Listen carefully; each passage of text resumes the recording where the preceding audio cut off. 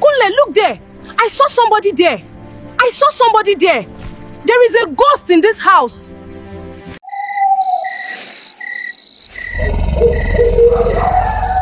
Kunle and Ada's story did not begin with words. It began with struggle and love. They met during their final year at Lagos State University. At first, it was just greetings after lectures. Then it became studying together. Before long, they could not go a day without talking. Kunle was calm, focused and hardworking. He studied engineering and always believed that one day his life would change. Ada was different. She was soft-spoken, kind and very intelligent. She studied banking and finance. People loved her because she always spoke with respect, no matter who you were. Their love grew slowly, not rushed, not forced. One evening after lectures, Kunle looked at Ada and said quietly, "Ada, I don't have much now, but I promise you, I will build a good life for us." Ada smiled. "I'm not looking for a rich man, Kunle. I'm looking for a good man." That day, something strong was formed between them. After graduation, life did not become easy immediately. Kunle struggled to find stable engineering job. Some months were good, others were dry. Ada, on the other hand, got a job in a bank after her NYC. Her salary helped them survive. They got married in a small but beautiful ceremony. No luxury, no noise, just family, prayers and joy. At night, inside their small rented room on the mainland, they would sit together and talk about their future. One day, Kunle would say, "We will have our own house." Ada would rest her head on his shoulder. "And our children will not suffer like this." She would reply. Those words gave them strength. They were not rich, but they were happy. Years passed, and life continued like that, up and down. Then one day, everything changed. Kunle received a call. At first, he thought it was one of those small jobs again. But as the man on the phone continued speaking, Kunle sat up. It was a big contract, a very big one, a construction project on Lagos Island. Kunle could not believe it. "Sir, are you sure?" he asked, his voice shaking. "Yes," the man replied. "We have reviewed your previous work. We want you to handle this project." Kunle ended the call and stood still for a moment. Then he shouted, "Ada!" Ada rushed out from the kitchen scared. "What happened?" Kunle grabbed her hands. "Ada, God has done it." Tears filled Ada's eyes immediately. That night, they did not sleep. They prayed, they cried, they laughed. It felt like all their years of struggle had finally been answered. Within weeks, money started coming in. Kunle handled the job with full dedication. People began to notice him. More calls started coming in, more opportunities. For the first time, they could breathe. Kunle bought his first car, a simple one, but to him, it meant everything. When he drove into their compound, Ada stood outside and stared. "Kunle, is this our car?" Kunle smiled proudly. "Yes, it is our car." Ada touched the car gently like it was something sacred. That evening, they sat inside the car together, not going anywhere, just sitting. "This is just the beginning," Kunle said. Ada nodded. "I believe you." But they did not know that sometimes, when something good comes too fast, something else may be waiting behind it. With Kunle's new success came a new idea. One night, as they sat eating dinner, Kunle spoke. "Ada, I think it is time we move to the island." Ada paused. "The island?" Kunle nodded. "Yes, my work is mostly there now, and I want our child to grow in a better environment." Ada was already heavily pregnant at that time. Her bank job had become too stressful, so she had to stop working. She placed her hand on her stomach. "You are right," she said slowly. "But can we afford it?" Kunle hesitated. That was the problem. Houses on the island are very expensive. But we had hope. "I will find something," he said. Days turned into weeks. Kunle searched everywhere. He checked different areas, called agents, visited houses, but every time the prices was too high. This one is 3.5 million per year. This one is 4 million. This one is already taken. Kunle became frustrated. One afternoon, after another failed house inspection, he sat inside his car, tired and discouraged. "God, you brought me this far. Don't let me fail now," he whispered. Then something happened. As he was driving slowly, he saw a signboard by the roadside, "House to let." He slowed down. Something about this place was quiet, almost too quiet, but the house itself looked beautiful from outside. A bungalow, fenced, black gate, clean compound. Kunle stepped out of his car and looked around. "This place looks good," he said to himself. He called the number on the signboard. The phone rang. Then a voice answered, an old man. "Yes," the man said. "I'm calling about the house," Kunle replied. "Wait there," the man said. "I'm coming." The call ended. Kunle stood there looking at the house again. For some reason, he felt a strange silence, but he ignored it. After a few minutes, the old man arrived. The old man walked slowly, using a stick. His face was serious. His eyes hard to read. "Are you the one that called?" he asked. "Yes, sir," Kunle replied respectfully. The man brought out a key and opened the gate. "Come and see it." Kunle followed him. The compound was neat. The house looked even better inside. 3-bedroom, spacious sitting room, clean tiles. Everything looked perfect. Kunle's heart began to beat fast. This is exactly what we need, he thought. They finished checking the rooms. Then Kunle asked the question that mattered most. "How much is the rent, sir?" The old man looked at him for a moment. Then he mentioned the price. Kunle froze.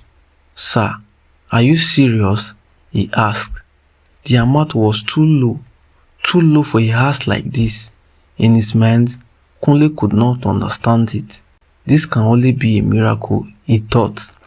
The old man did not smile. He just looked away slightly. "If you want it, take it," he said. "If not, others are interested." Kunle did not think twice. "I will take it," he said immediately. They completed everything that same day. Payment, agreement, keys. But as Kunle was about to leave, he noticed something. The old man looked uncomfortable, like he wanted to say something, but held it back. "Sir, is everything okay?" Kunle asked. The old man forced a small smile. "Yes, everything is fine." But his eyes said something else, something hidden, something dark. Kunle ignored it. After all, he had found a beautiful house at a price he could afford. To him, it was a blessing. He did not know it was the beginning of his greatest suffering. The day Kunle and Ada moved into the island felt like a dream. Early that morning, a small truck carried their belongings from the mainland. Ada sat in the car beside Kunle, holding her stomach gently as the baby moved inside her. She smiled. "Kunle, you finally did it." Kunle looked at her and nodded. Yes, no more struggle like before. When they arrived, Ada stepped out slowly and looked at the house. It was even more beautiful than she imagined. "This place is too fine," she said, smiling. "Are you sure we can afford it?" Kunle laughed softly. "God provided it. That is all that mattered. They entered the house together. Ada walked from room to room, touching the walls, opening windows, checking everything like a child who had just received a gift. "This is our baby's rooms," she said, standing in one of the rooms. Kunle watched her quietly. For the first time in a while, it felt complete. That evening, they arranged their things and settled in. Before they slept, Ada held Kunle's hands. "Let us pray," she said. They prayed for protection, they prayed for peace, they prayed for their unborn child. As they said amen, neither of them knew what they had just walked into. The first few weeks were peaceful, too peaceful. Kunle continued his work on the island. Everything was going well. Money was still coming in. Ada stayed at home, resting and preparing for the baby. Sometimes she would sit outside in the evening, enjoying the quiet environment, but slowly, small things began to happen. At first, Ada ignored them. One night, she heard a sound, a soft dragging sound, like something moving across the floor. She sat up in the bed. "Kunle, did you hear that?" Kunle turned slightly. "Hear what?" he asked sleepily. Ada listened again. Silence. Nothing. She said, "Maybe I'm just tired." She laid back down, but her heart was not calm. Another night, she woke up again. This time, she felt something strange. The room felt cold, unnatural cold. She touched Kunle. "Kunle," he woke up. "What is it? Why is the room so cold?" Kunle sat up and looked around. The fan was not even on, but truly, the air felt heavy, strange. "I will check it tomorrow," he said. But by morning, everything was normal again. Days passed. Then, one afternoon, Ada was in the kitchen where she heard something clearly. Footsteps, slow, heavy, from the sitting room. She froze. "Kunle," she called. No answer. She walked slowly to the sitting room. Nobody was there. Her heart started beating fast. She went outside immediately and sat down. From that day, Ada stopped staying alone in the house comfortably. Something was wrong. She could feel it. 2 months after they moved in, everything changed. It started with a phone call. Kunle received a message that the pay contract he was handling had been cancelled. Cancelled? Just like that? Kunle could not understand it. "Sir, what happened?" he asked over the phone. "Company decision," the man replied shortly. The call ended. Kunle sat there confused. This is not possible. That same week, other calls stopped coming. Clients that used to call him suddenly went silent. Messages were ignored. Projects disappeared. It was like something had wiped his name away. At home, Ada noticed the change. "Kunle, what is going on?" he asked one evening. Kunle forced a smile. "It is just temporary. Things will come back." But deep down, he was afraid. Days turned into weeks. Nothing improved. Money stopped coming in. Bills started piling up. Food became limited. One night, Kunle sat alone in the sitting room, his head in his hands. I don't understand. Ada came and sat beside him. She placed her hand on his shoulder. "Kunle, look at me." He raised his head slowly. "We did not come this far for God to abandon us," she said gently. Kunle nodded, but his eyes were filled with worries. "I will fix it," he said, but he did not know how. As things got worse, Kunle had no choice. He started calling people for help. Friends, old colleagues, people he had helped before. The first call gave him hope. "Guy, I need your help," Kunle said. There was silence on the other end, then laughter. Kunle, you don't carry yourself go island, abi? Kunle said nothing. We not send you go there, oh. The friend continued laughing. Now you dey call us. The call ended. Kunle stared at his phone. Another call, same thing. Another one, laughter, mockery. Even some family member did not help. Come back to mainland, one of them said. That your island life not be for you. Kunle felt something breaking inside him. That night, he did not talk much. Ada noticed. Did you get help? She asked softly. Kunle shook his head. No. Ada heard his hand. We will survive, she said. But things became worse, very worse. Food finished, savings finished. Kunle sold his car. The same car that once brought them joy was gone. Ada cried that day, not because of the car, but because she could not see her husband breaking. Still, she remained strong for him. Every night, she prayed, God, please, do not let this destroy us. Kunle started doing small jobs, anything he could find, but nothing worked. Everything he touched failed. It was like something was blocking him. And deep inside that house, the silence became heavier. The strange feeling became strong. Something was watching, waiting, feeding. Ada's pregnancy was getting heavier. Her due date was close, but instead of joy, there was fear. One night, she woke up suddenly, breathing fast. Kunle woke up immediately. What is it? Ada was shaking. I saw something. Kunle's heart skipped. Who? A man, standing in the room, looking at me. Kunle turned on the light quickly. Nobody. The room was empty. It was just a dream, he said quickly. But Ada shook her head. No, it felt real. From that night, Ada refused to sleep alone.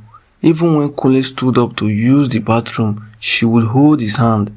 Please don't leave me, she would whisper. Kunle tried to stay strong, but even him, he started noticing things. Doors opening slightly, objects shifting, strange sound at night. The house no longer felt like a home. It felt like something else was living there with them. Kunle could no longer take it. His life was falling apart. His wife was terrified every night. Money was gone. Opportunities had disappeared. And nothing he did was working. One morning, after another sleepless night, Kunle sat outside the house, staring at the gate. His eyes were tired. His mind was heavy. I cannot continue like this, he said quietly to himself. That same day, he made a decision. He would seek help, not from friends, not from families, but from anywhere that could give him answers. The first place he went to was a native doctor's house, a man recommended by someone he barely knew. The place was dark and quiet. The air smelled strange. The man looked at Kunle and shook his head slowly. There's a problem, he said. Kunle leaned forward. What problem? The man closed his eyes for a moment. Something is following you, he said. Something strong. Kunle's heart began to beat fast. Can you help me? He asked. The man smiled slightly. I can try, but it will cost you. Kunle did not care. He just wanted his life back. He paid. Prayers were done. Instructions were given. Kunle followed everything, but nothing changed. Instead, things became worse. Another place, another person, another promise, same results. Failure, more fear, more confusion. Kunle became desperate. One evening, he returned home and sat quietly. Ada looked at him. You went somewhere again? She asked. Kunle nodded. Ada's face changed. Kunle, please. He looked at her. I have to do something, Ada. Ada held his hands firmly. Not like this, she said. We need God, not all these places. Kunle said nothing, but inside him, he was tired, very tired. Days later, something unexpected happened. Kunle met an old friend. They had not seen each other in years. When the friend saw Kunle, he was shocked. Kunle, what happened to you? Kunle forced a smile. Life happened. They sat down and talked. Kunle explained everything. The house, the job loss, the strange happenings, the suffering. The friend listened quietly. Then he said something that changed everything. "There's a pastor I know," he said. "Not like all these fake pastors. This one is different." Kunle looked at him carefully. "I have tried many places already," he said. "This one is different," the friend repeated. "If there is something wrong, he will tell you the truth." Kunle hesitated, but he had nothing left to lose. "Where is the church?" he asked. The next day, Kunle went. The church was not big, simple, quiet, nothing special on the outside, but inside there was a different atmosphere, peaceful, calm. Kunle sat quietly as the service went on. When it ended, he waited. Finally, he was called to meet the pastor. The pastor looked at him for a long time, but Kunle could not speak. The pastor said, "You are living in a house that is not clean." Kunle froze. His heart began to race. "Sir, what do you mean?" he asked slowly. The pastor's voice became firm. "There is something buried in that compound." Kunle's body went cold. "Something evil." Kunle could not speak. The pastor continued, "That house has taken from others before you, and now it is taken from you." Tears filled Kunle's eyes. "Sir, what do I do?" he asked, his voice shaking. The pastor leaned forward. "You and your wife must seek God seriously," he said. 7 days fasting and prayers." Kunle nodded quickly. "And on the 8th day, the pastor continued, I will come to your house." Kunle returned home that day with a new kind of fear, but also hope. Ada listened carefully as he explained everything. Instead of fear, she became calm. "I told you," she said softly. "We need God." Kunle nodded. That night, they started. Day 1, hunger, weakness, but they prayed. Day 2, strange noise increased. Knocks on the wall, movement in the night. Ada held Kunle tightly.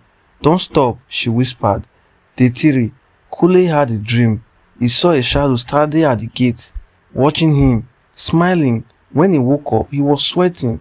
Day 4, Ada cried during prayers. "I feel like something does not want us to finish this," she said. Kunle heard her. "We will finish it." Day 5, the house became unbearable at night. Heavy footsteps, whispered, cold hair, but they continued.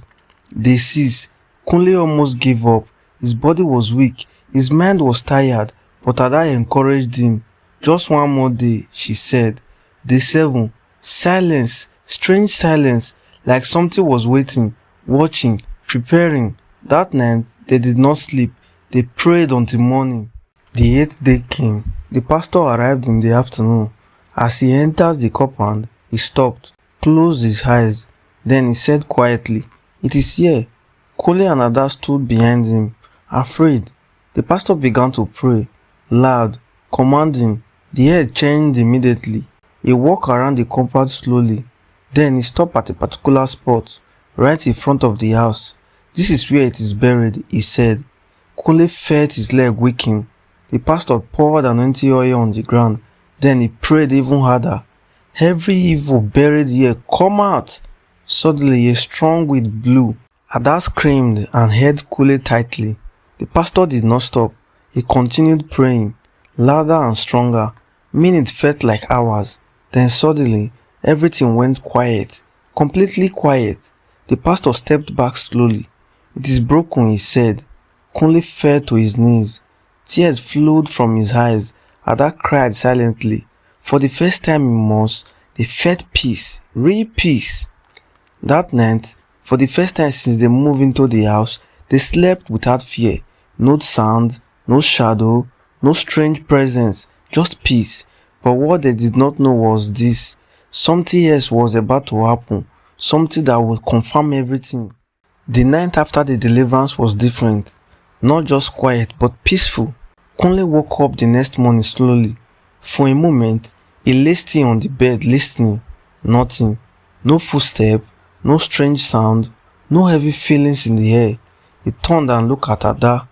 She was sleeping calmly, one hand resting on her stomach. Kunle sat up and took a deep breath. For the first time in a long while, his chest felt light. Thank God, he whispered. That same morning, something happened. A knock came on the gate. Kunle stepped outside to check. It was a neighbor, a middle-aged man who lived a few houses away. Good morning, the man said. Good morning, sir, Kunle replied. The man looked at him for a moment, then said, You heard the news? Kunle frowned. What news? The man lowered his voice slightly. The landlord of this house, the man that gave you this place. Kunle's heart skipped. What about him? The man shook his head slowly. He died last night. Kunle felt a cold wave pass through his body. Died? He repeated. Yes, the man said. They said he slept and did not wake up. Kunle stood still. No words came out of his mouth. The man continued. That man, people had been talking about him for years. Strange things always followed him, but nobody had proof. Kunle swallowed hard. And this house, the man added, looking around. Many people rented it before. None of them stayed long. Kunle's hands began to shake slightly. Why? He asked quietly. The man sighed. Bad luck. Strange problems. People losing everything. Some even left in the middle of the night. Kunle closed his eyes briefly. Everything the pastor said, it was true. When Kunle went back inside, Ada looked at him immediately. What happened? She asked. Kunle sat down slowly.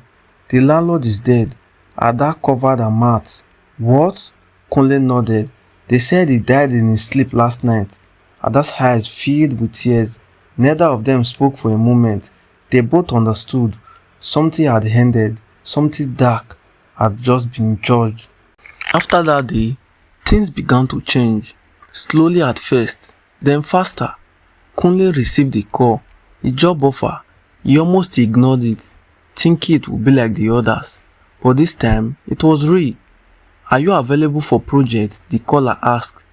Kunle hesitated. Yes, I am. More calls came. Old clients reached out again. New opportunities opened. Within weeks, Kunle was working again. And this time, the contracts were bigger, better, stronger than before. One evening, Kunle sat outside the house, looking at the compound. The same place that what brought him pain was now quiet, normal, peaceful. Ada came and sat beside him. She smiled softly. Things are changing, she said. Kunle nodded. Yes, they are. Ada placed his hand on her stomach. The babies are coming, she said gently. Kunle looked at her. Babies? Ada smiled. Yes, I went to the hospital today. Kunle's eyes widened. Twins? Kunle froze. Then he laughed.